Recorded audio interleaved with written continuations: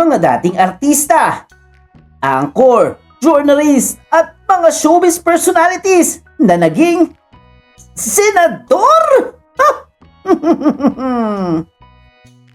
Mr. D.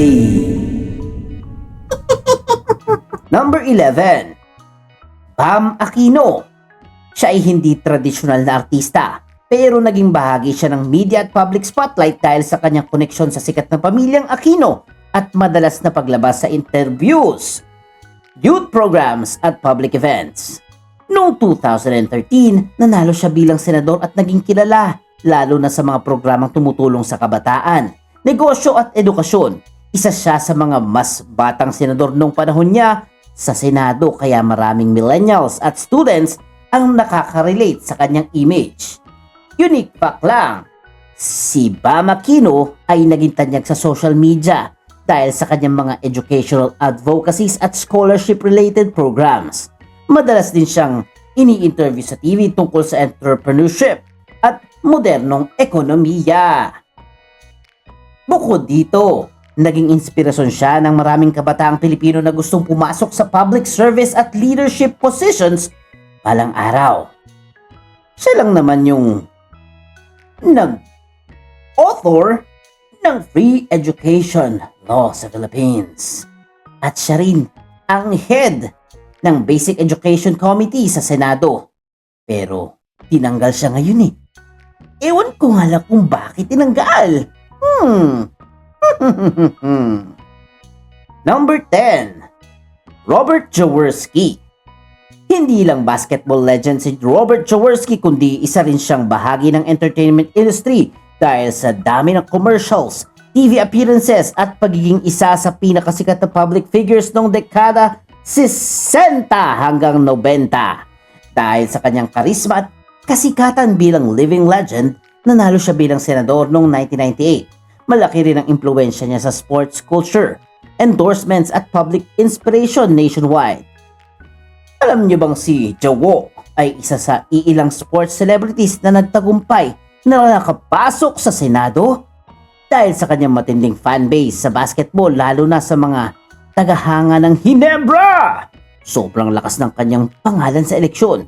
Habang senador, sinuportahan niya ang sports development sa bansa at ilang batas para sa kabataan. Hanggang ngayon, marami pa ring Pilipinong naniniwala na isa siya sa pinakaminamahal na athlete politicians sa kasaysayan ng Pilipinas.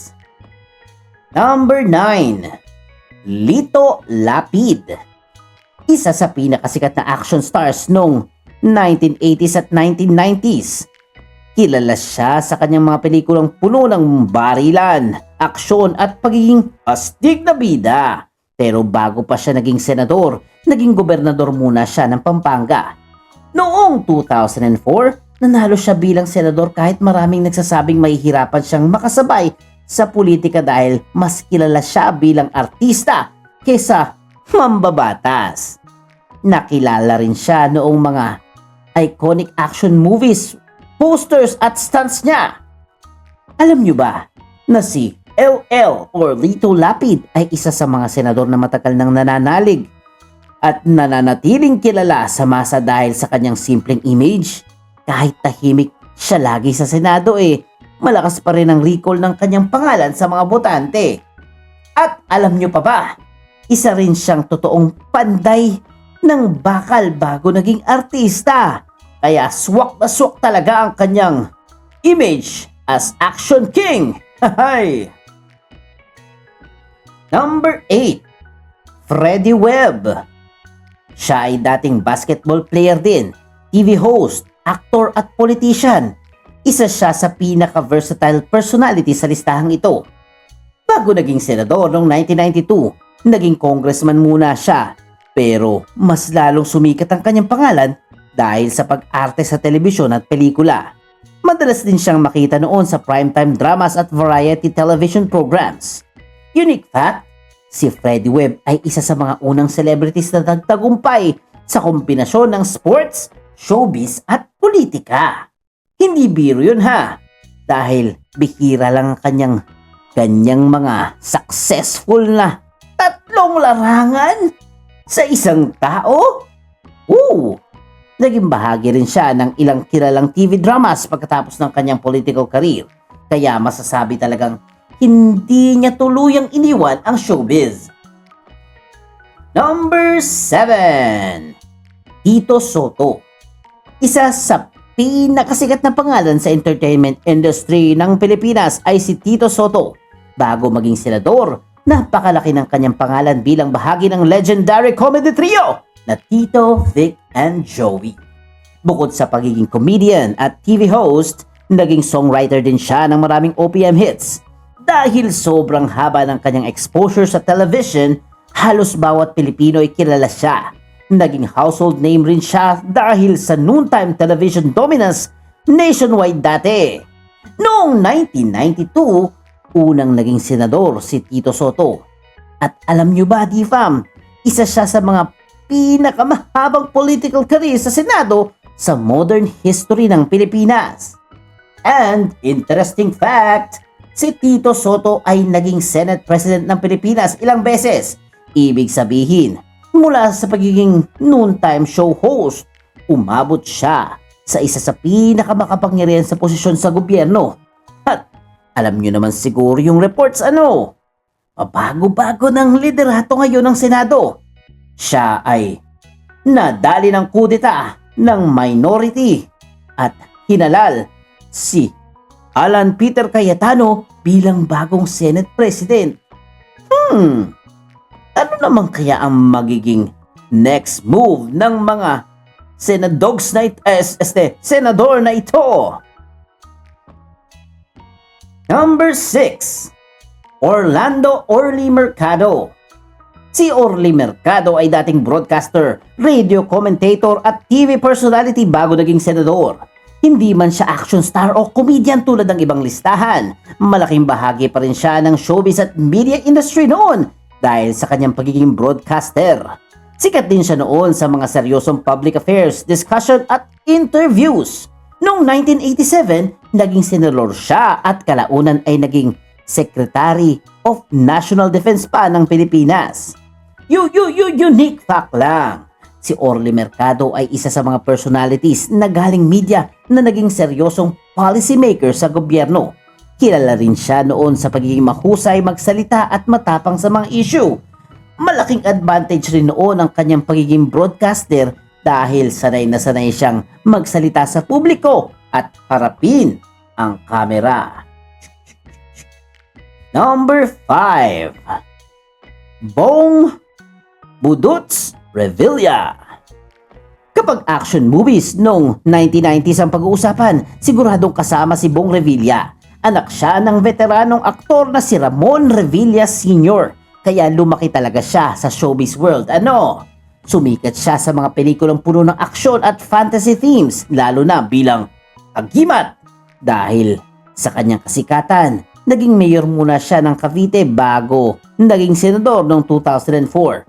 Marami ring fans noon ang nangungulekta ng kanyang movie posters nationwide. Interesting fact, isa siya sa mga artistang may sobrang taas na name recall sa Pilipinas. Kahit super dami ng kontrobersya niya, madalas pa rin siyang manalo. Kalaunan nga lang nasangkot na naman sa isang controversy at naaresto. Hindi lang natin alam kung ano pang mangyayari doon. At D-Fam, isa rin siya sa mga senador na malakas ang social media presence at madalas gawing memes online dahil sa kanyang dance performance at campaign jingles. Yung Budots! Number 4. Jinggoy Estrada, ang magtatago ng CCTV ng Senado. Siya ay anak ng dating Pangulong Joseph Estrada na isa ring dating sikat na action star. Bago naging senador, lumbas din si Jinggoy sa ilang pelikula at TV shows noong mas bata pa siya. Dahil lumaki siya sa showbiz family, hindi na bago sa publiko ang kanyang mukha. Madalas din siyang napapanood noon sa family-oriented films at television appearances. Noong 2004, naging senador siya at ilang beses din nanalo mula noon hanggang ngayon. Unique fact lang, Isa siya sa mga pinakakilalang political surnames sa Pilipinas dahil sa kombinasyon ng showbiz at politika ng pamilya Estrada. At kahit ilang beses na rin siyang nasangkot sa controversies, matibay si Kya! Nananatili siyang malaking pangalan sa national politics. Number 3, Joseph Estrada, ang tatay ni Jinggoy, isa sa pinaka-iconic actor-politician sa kasaysayan ng Pilipinas at siya ay walang iba kundi si Joseph Erap Estrada. Bago siya naging senador, vice president at kalaunan ay naging president ng Pilipinas, isa muna siyang napakasikat na action star noong 1960s hanggang 80s. Karamihan ng kanyang pelikula ay tungkol sa pagtulong sa mahihirap at iba pa. Kilala siya bilang Erap at madalas niyang gampanan ng karakter ng mahirap pero mabait at matapang na bida. Dahil dito, sobrang minahal siya ng masa. Noong 1987, naging senador siya. Pagkatapos noon, naging vice president at eventually, president pa ng bansa. Ngunit na-impeach siya dahil sa kung ano-anong controversies. Unique fact, si Joseph Estrada ang isa sa pinakamalaking halimbawa kung gaano kalakas ang impluwensya ng showbiz sa politika ng Pilipinas. Mula pelikula hanggang Malacanang, talagang pambihira ang kanyang naging journey.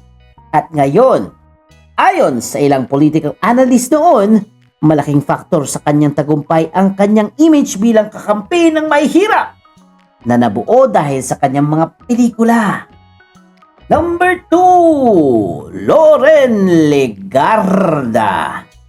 Siya ay dating television journalist, news anchor at media personality bago naging senador. Isa siya sa pinakasikat na female broadcasters noong dekada 90s dahil sa kanyang mahusay na delivery sa balita.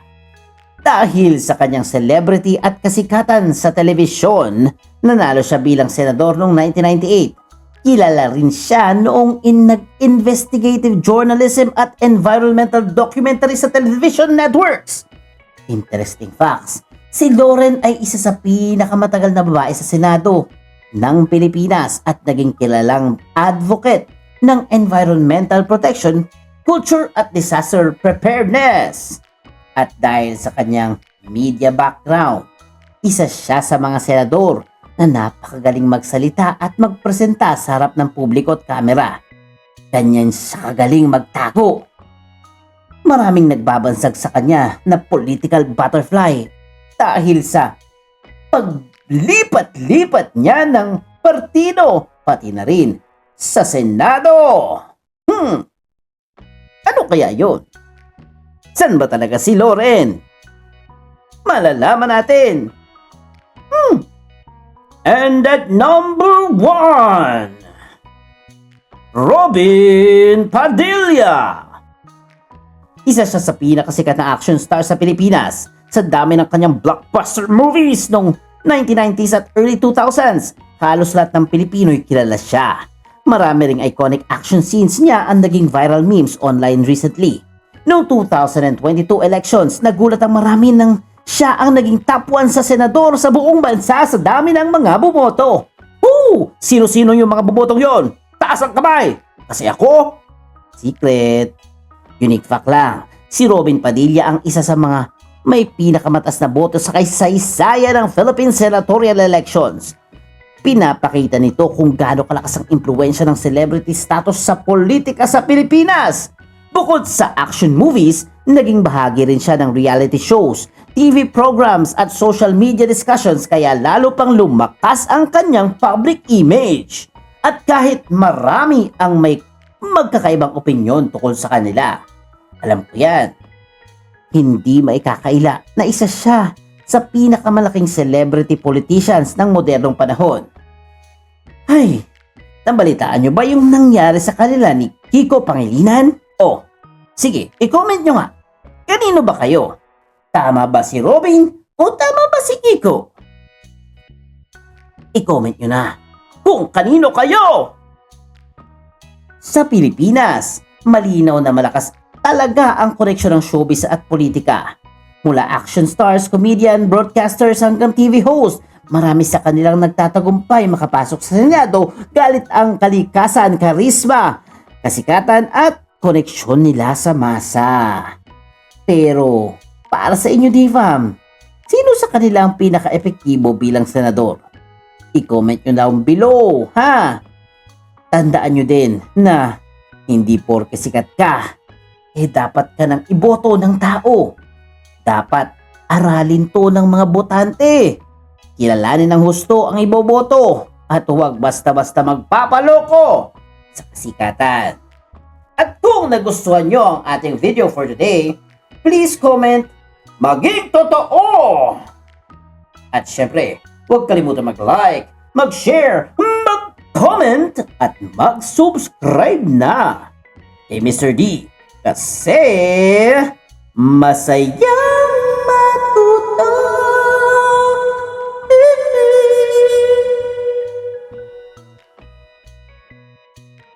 At tandaan, lahat tayo ay may kanya-kanyang opinion, okay?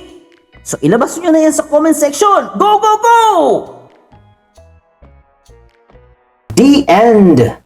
Huwag kalimutang i-click ang subscribe button at bell icon ni Mr. D para masaya every day. See you, D-Fam!